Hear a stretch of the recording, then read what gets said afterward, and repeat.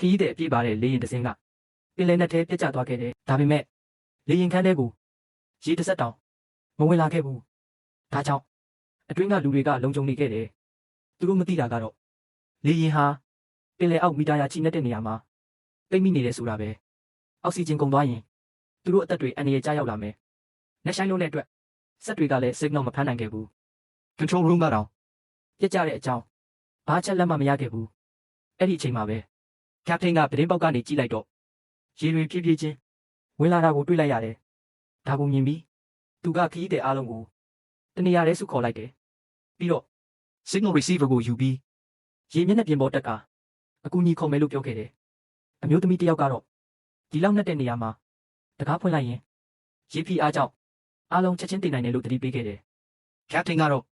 အသက်ရှင်ဖို့အခြားနည်းလမ်းမရှိတော့ဘူးလို့ပြန်ပြောခဲ့တယ်။အားလုံးကလည်းသူ့စကားကိုသဘောတူခဲ့ကြတယ်။လူနှစ်ယောက်ကအပေါ်တက်ဖို့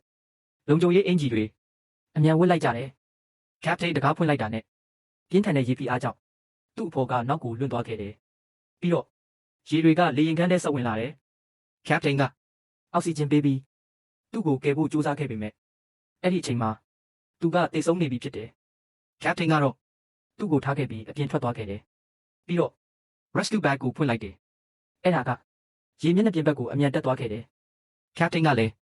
အားကုန်ရေကူးပြီးအပေါ်တက်ခဲ့တယ်။သူကလေငယ်တစ်စင်းပေါ်တက်ပြီးစိတ်တော်ပုကကယ်ဆယ်ရေးကိုစောင့်နေခဲ့တယ်။ခဏအကြာမှာတော့ကယ်ဆယ်ရေးအဖွဲ့ရောက်လာပြီးသူ့ကိုကယ်တင်ခဲ့တယ်။ captain ကကြံတဲ့ခီးတွေဟာအောက်မှာပိတ်မိနေသေးတယ်လို့ပြောပြခဲ့တယ်။ဒါကိုကြားတာနဲ့အဖွဲ့ကချက်ချင်းလှုပ်ရှားခဲ့တယ်။သူတို့ကလေရင်အောက်မှာကျိုးထူတစ်ချောင်းထိုးသွင်းပြီးအပေါ်မှာဘောလုံးကြီးတွေတက်ဆင်လိုက်တယ်။ပြီးတော့ gas ဖြည့်ဖို့ pipe တွေဆက်သွယ်ခဲ့တယ်။အားလုံးအစင်သင့်ဖြစ်သွားတာနဲ့ဖုန်းတွေကိုစတင်ဖွင့်လိုက်တယ်။ဘောလုံးတွေကလည်းအမြန်ပြည့်လာခဲ့တယ်။ဖြည်းဖြည်းချင်းလေရင်ကအပေါ်တက်လာခဲ့ပေမဲ့ဖိအားကြောင့်